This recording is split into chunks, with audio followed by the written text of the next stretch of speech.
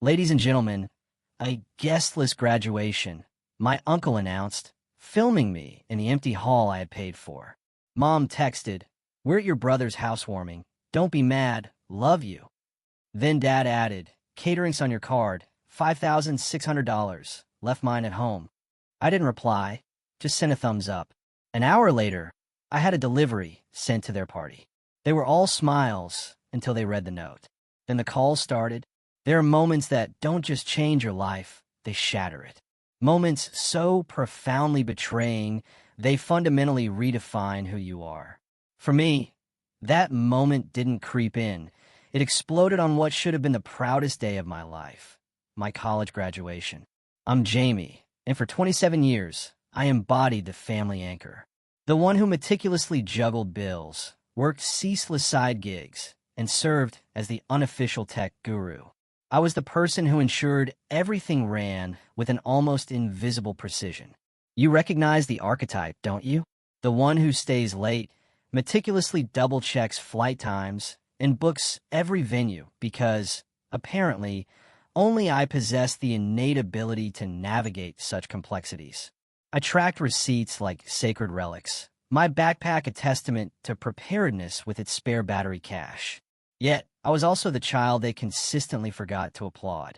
That morning, my hands trembled as I buttoned my graduation gown. I'd rented a small campus hall for an hour after the ceremony. Nothing opulent, just a clean room adorned with folding chairs, a Bluetooth speaker, coffee, and a sheet cake I'd purchased with my last overtime check.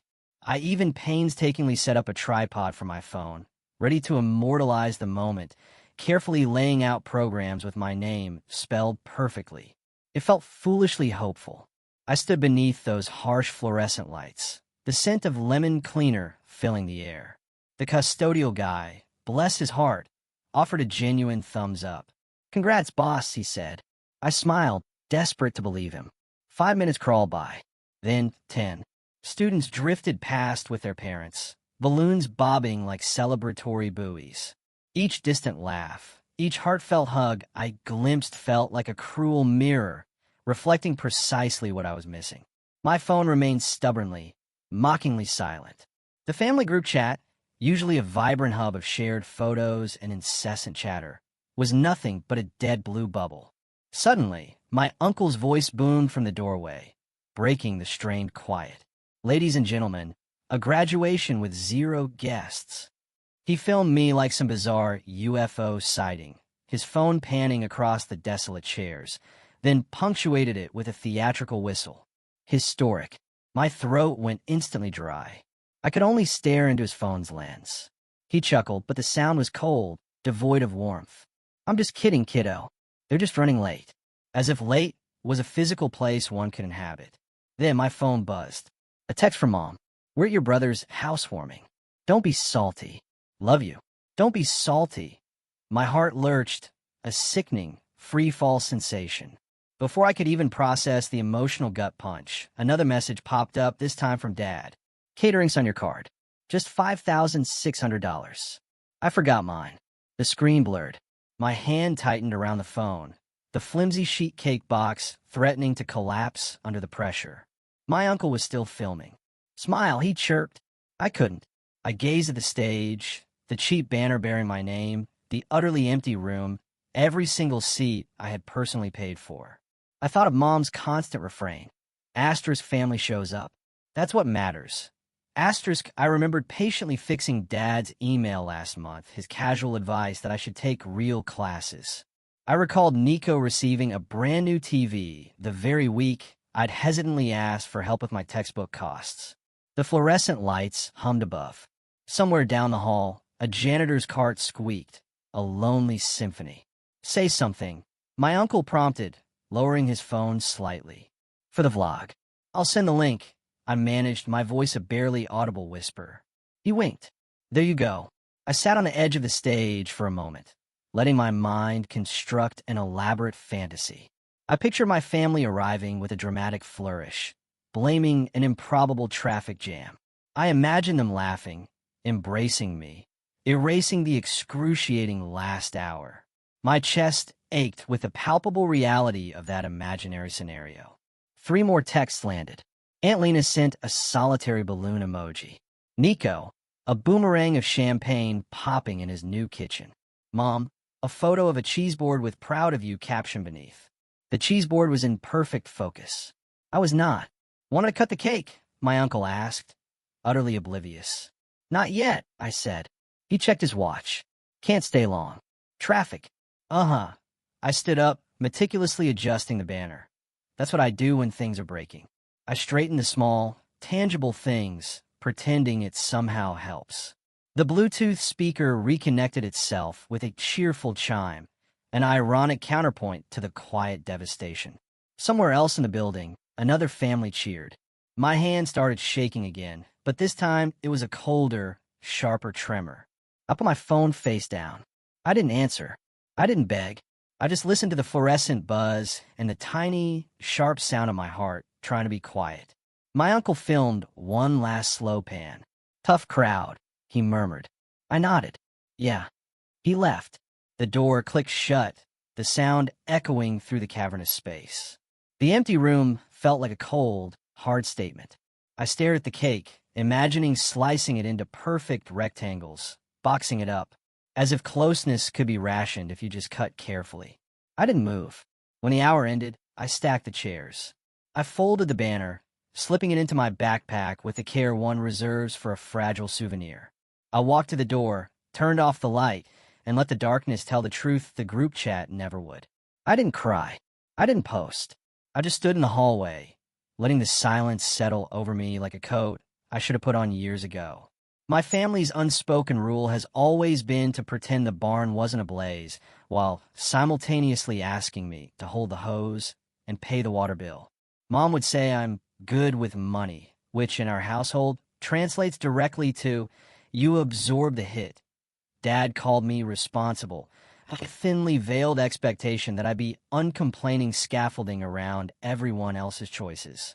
And my brother, Nico, he simply called me Bank. Sometimes it was a joke. Sometimes he just forgot to laugh. It started subtly. Gas money. Just this once. A phone bill that somehow skipped autopay. A deposit for Mom's dental crown, which insurance would surely reimburse next month. Next month became a lifestyle, then a tradition, then an unbreakable rule I was never allowed to question. When I landed my first campus job, Dad immediately asked for my routing number. In case of emergencies, he'd explained, those emergencies unfailingly coincided with weekend sales. Nico, meanwhile, upgraded his phone 3 times in a single year, complaining the camera wasn't catching the light right. My name was tethered to 2 family phone lines, 1 gym membership, and a Costco card. When I tentatively pointed out that I was also footing the bill for my own rent, tuition, and a summer class. Also, I could actually graduate on time. Mom blinked at me as if I'd just asserted water wasn't wet. We're family, she'd said, as if that explained everything. We help. I quickly learned not to argue. If I dared push back, the vocabulary immediately shifted. Ungrateful, dramatic, selfish. If I remained quiet, the vocabulary also transformed. Proud, arak, such a giver. The praise, I realized, was always just a receipt for a future charge. 2 months earlier, when Nico landed his promotion at the dealership, a job Dad conveniently found after 3 others hadn't quite aligned, we threw him a party. I grilled. I bought the string lights. I Venmo'd the neighbor for extra tables. At midnight, Nico took a shot, then leaned into my ear, whispering, hate to ask Bank, but rinse tight this month. Like it was a toast. So, when I genuinely needed $120 for a lab fee, I texted the group chat. Anyone able to spot me? I can pay back after I pick up extra shifts. Mom replied, don't make this about money. Dad wrote, you should plan better. Nico sent nothing. That evening, he posted new sneakers with the caption, had to. We don't do conversations. We do noise. When I try to discuss boundaries, Mom's immediate defense was always, after everything we've done for you. She meant the winter she drove me to standardized tests at 6 a.m. The piano lessons I hated. The roof over my head. I am undeniably grateful for all of it, but I'm also utterly exhausted from paying endless interest on a debt that simply has no end. I used to believe graduation would finally reset the math. I'd walk across that stage, a registrar would hand me a piece of paper, and the story would, at last, change. Asterisk, we're proud you did it. We'll come to you this time. Asterisk instead, Nico scheduled his housewarming for the very same day. He claimed the date was locked with the caterer and everyone already RSVP'd, as if everyone didn't include the people who share my last name. A week before, I gently reminded the group chat, graduation is Saturday at 10 a.m. reception after. I even added confetti emojis because I am, despite all evidence to the contrary, a hopeful idiot. Nico replied, "Oops, housewarming starts at noon. We'll swing by if we can." Mom, don't be rigid. It's just a walk across the stage. Dad, Jamie, don't start. We'll see you later. Later in our family is a place that lives right next to never. That night, I printed my name on small place cards. I packed plastic forks. I ironed the gown I'd borrowed from a friend. I curated a playlist so the room wouldn't feel quite so hollow while people hugged me. The day came. You know the rest. Empty hall. Uncle's camera. Mom's text from a kitchen island that wasn't mine. The financial hit landed slower than the emotional silence. At first, Dad's message, catering on your card, felt like a typo, a bad joke he'd surely correct with a haha my bad. Then I remembered. Just last month, he'd asked for my new car number to book my cap and gown. The website was weird on my laptop, he'd claimed. I'd hung up feeling warm, included. He'd even taken a photo of my card on the dining room table, so he wouldn't misplace it. I told myself it was fine, just for the fee. If you've never experienced the sick, weightless sensation of knowing a number that belongs to you is currently feeding someone else's mouth, let me tell you, your ribcage hears it first.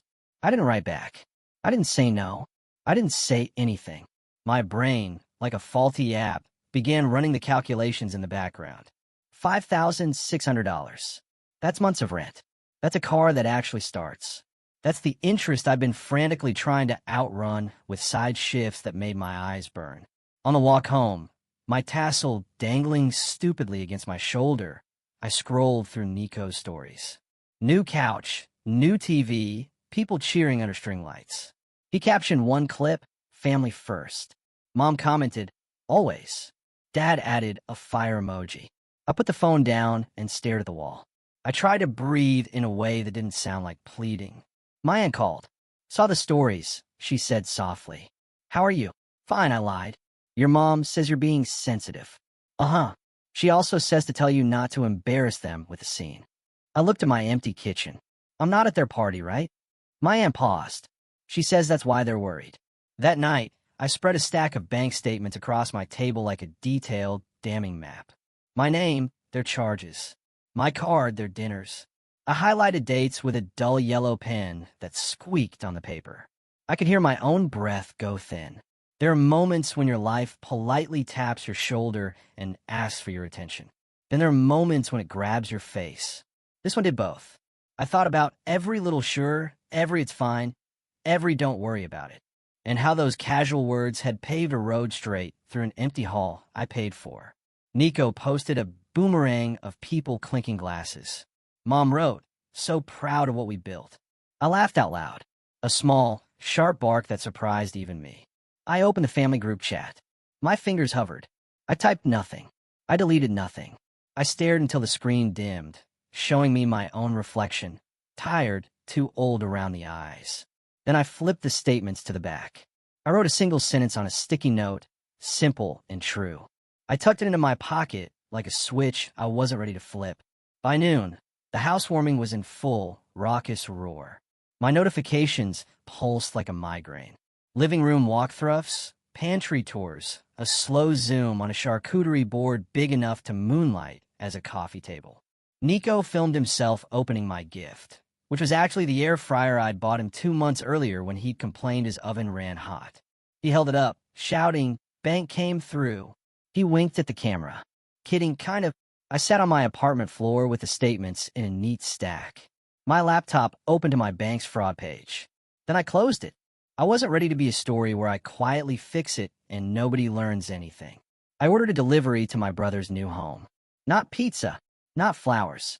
I ordered 6 plain shipping boxes from the same rental company that had delivered his bar stools. Inside each box, I placed copies, full color, tabbed, of every single charge I'd covered for the last 4 years. Rent floats, phones, the dentist, the emergencies, the whoops, every transfer, every text where someone wrote, "We'll pay you back." On top, I set a laminated one-page summary. Totals by person, totals by category, totals by month. At the bottom, I printed a QR code that linked to a Google Drive folder labeled Receipts. And then the note, the same sentence I'd written in tiny letters the night before. I printed it big this time. "This is the last thing I will ever pay for." The courier asked if I wanted a gift message. I said yes. I typed, "Congratulations on your new home. Return what you owe to the address on file. Jamie." An hour later, Nico posted a video of the boxes arriving. People cheered like it was furniture. He cut the tape with a butter knife. Still filming. Still grinning. The grin froze when he saw the first page. Someone off camera said, "Dude." Another voice laughed, then didn't. The room went quiet. He flipped through page after page. The camera shook, then blinked out. 30 seconds later, Mom called. I let it ring. She texted, "What is this? Take it back. You are ruining your brother's day." "Dad, we need to talk now." "Nico, what is wrong with you?" I didn't answer. Instead, I opened the family group chat, attached the summary PDF, and wrote one sentence. "Effective today, my cards are frozen, my accounts are locked, and my number is no longer available for emergencies." Mom replied instantly, "Don't be dramatic." Dad wrote, "Your mother's crying. Fix this." A cousin I hadn't heard from in months chimed in with, "Wow, harsh." I took a photo of the cake that was still in my fridge, untouched except for one fork line across the frosting where my hand had slipped. I didn't send it. I didn't send anything. The phone rang again. Aunt Lena. I picked up. "Are you safe?" she asked quietly. "Yeah," I said. "I saw the PDF." She let out a low whistle. "That's not petty. That's a ledger." "I'm done," I said. She paused. "They're about to turn you into the villain in a movie they wrote years ago. Keep everything. Screenshots, voicemails, dates." "I have them," I said, and I did. I'd labeled folders. I'd learned from being the person who remembers where the batteries are. The group chat began to flood. 3-person arguments. Mom calling me by my full name, the one she uses when she wants to make me feel small. Dad invoking respect. Nico saying over and over, "Family doesn't do this." I opened my bank app. I reported fraud on the catering charge. I added a note. Card photographed without permission. Merchant confirmed new card number was used for phone authorization by third party. I changed my PIN. I turned off tap to pay. I requested a new card to a P.O. box I'd opened last month because some scared, prescient part of me had known. Finally, I wrote to the chat, "Pick up the boxes. Keep the copies. The originals are mine." Mom responded, "You always wanted to embarrass us. On your graduation day, no less." I stared at that sentence so long it went fuzzy. Then I typed, "You're not there." I sent it. I put the phone face down. I listened to the quiet.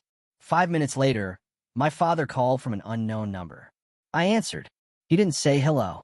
"Did you think this through?" he asked, his voice tight with barely contained rage. "Or did you act on emotions, like your mother?" "I thought it through," I said. "Years of it. Your brother has guests," he said. "Important people. You made him look like a fool." "He did that," I replied, when he opened a box labeled Receipts. Dad's breath hitched. That almost laugh he does when he's searching for the upper hand. "You think you're better than us now? A diploma won't change your blood." "No," I said. "It changed what my blood will pay for." He hung up. I stared at the wall until the paint looked like a map. Then my phone lit with a new text. This one from a number I didn't have saved. It was a photo of the laminated summary in my note. Someone had underlined the total in red marker. Someone had added, in sloppy handwriting, "She's serious." Yes, I was. I thought I would feel empty. Instead, I felt quiet. Not happy, not sad, just a clean silence where a clanging used to be. The first 24 hours were loud. Mom called my aunt. My aunt called me. Dad called my boss to discuss Jamie's behavior, which my boss shut down with a brisk, "We're not doing this." Nico posted a black square with the caption, "Some people only give to get." His friends commented fire emojis like they understood. Then came the bills. The caterer called Dad because the car declined. The rental company called because my name was on the chair invoice. Turns out Dad had put my email as the contact because you answer. I forwarded the contract with my signature circled, the words client, Nico, highlighted. I CC'd their accounts person. Please direct future correspondence to the client, I wrote. This email is closing in 48 hours. I set an auto reply that said, if this is a request for money, the answer is no. Mom left me a voicemail, crying so hard her words tripped. How could you do this to your brother? She asked between breaths. On his big day? I listened twice, not to hurt myself, but to hear the script she uses, the one where I'm the villain, so she doesn't have to look at the hole where compassion should be. I saved the message. I saved everything. At work on Monday, my supervisor brought in donuts with a sticky note that said, proud of you, grad. I stood in the break room and read it 3 times. The unexpected kindness loosened something in my chest I hadn't realized I'd tightened to a knot. A classmate dimmed me a photo from graduation. Me on stage, hand out, smiling like I might actually deserve the moment. She wrote, your speech was my favorite. I hadn't given a speech, but I screenshotted the message anyway, just to remember that someone, somewhere, saw me in that room. That night, I blocked half my family. Not out of spite, but out of sheer survival. I left my aunt and one cousin unblocked because they still spoke like humans. I muted the group chat. I turned my phone face down, and the quiet became a place I could live. On Wednesday, an envelope arrived at my P.O. box. Inside, a check from Dad for $400 with a sticky note. A token. Let's move on. He'd written it in the tough love handwriting he uses when he wants credit for being reasonable. I looked at the check for a long time, not because of the money, but because of the shape of the words. Asterisk token. Move on. Asterisk he meant. Asterisk accept crumbs and pretend they're dinner. Forget the rest. Asterisk I mailed the check back with a copy of page 1 of the summary and a polite letter. Payment should be made in full or in agreed-upon installments. Partial gestures without acknowledgement of debt will be returned.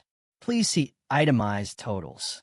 I added a QR code again because if I've learned anything, it's that people don't read unless the link is a big square. Nico texted from a new number. You're ruining Mom's health. Then, 30 minutes later, he sent a photo of a watch with the caption, treat yourself when life sucks. I didn't reply. I didn't need to. A mutual friend did in his comments.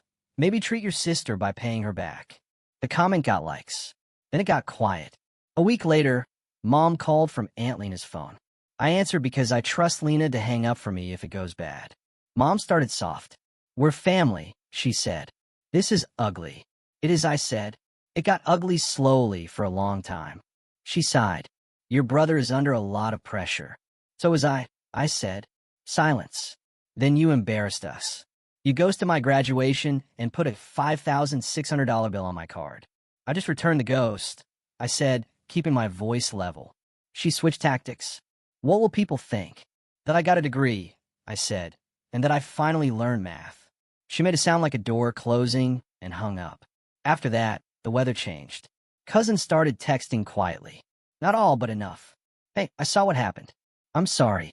One sent $50 with a note that said, for cake. We should have eaten. I cried then, finally. For 10 seconds in my kitchen, my forehead pressed against the cabinet, because grief leaks out of the strangest places. The day my new card arrived, I put in my wallet and felt the tiniest click inside me. A reset you only hear when a noise stops. I made a budget labeled me. Line items, rent, savings, therapy intake, a real coffee with a friend where I don't stare at the price. It felt ridiculous and holy. I also sent Nico a formal demand letter. Not from a lawyer, just from me, but with the tone of a person who could Google due dates, amounts, consequences. Not threats, just boundaries with shoes on. He replied with, LOL, what are you going to do, Sue? I archived the threat. Actions are quieter than arguments. 2 Fridays later, I went to a small backyard party thrown by my department. Someone made a toast to the grads. People clapped. It was normal. It was kind. And it was so profoundly unlike my family that my body didn't know where to put the feeling.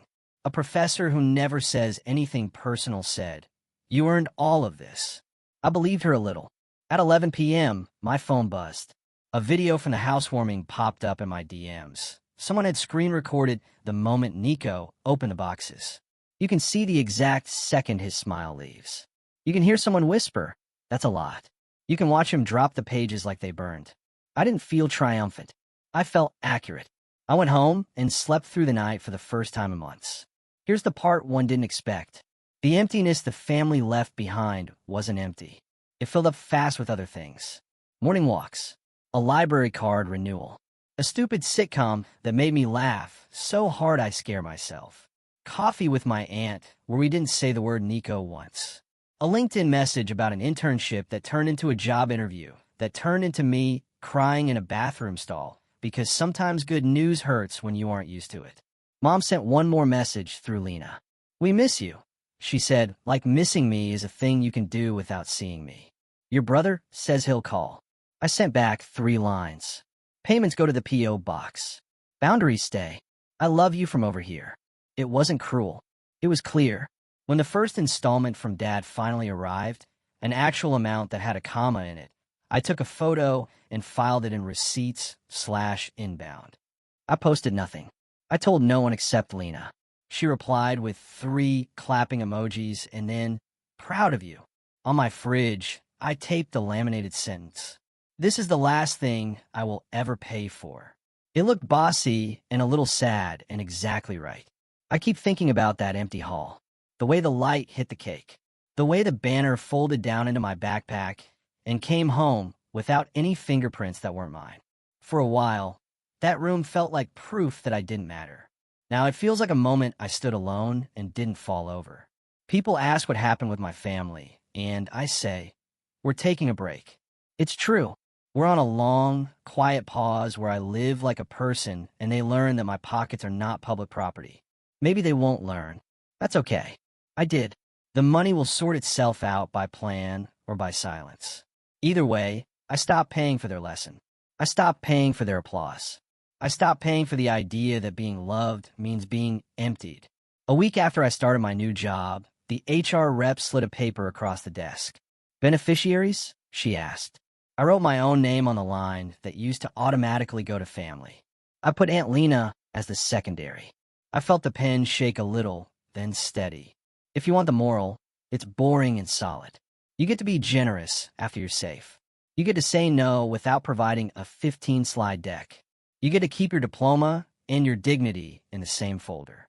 And when someone says, "Ladies and gentlemen, a graduation with 0 guests," you can look around the empty room and think, actually the most important one showed up. I did. Tell me, have you ever felt that pressure to be the bank or the rock for your family? What would you have done on that graduation day or in the moments that followed?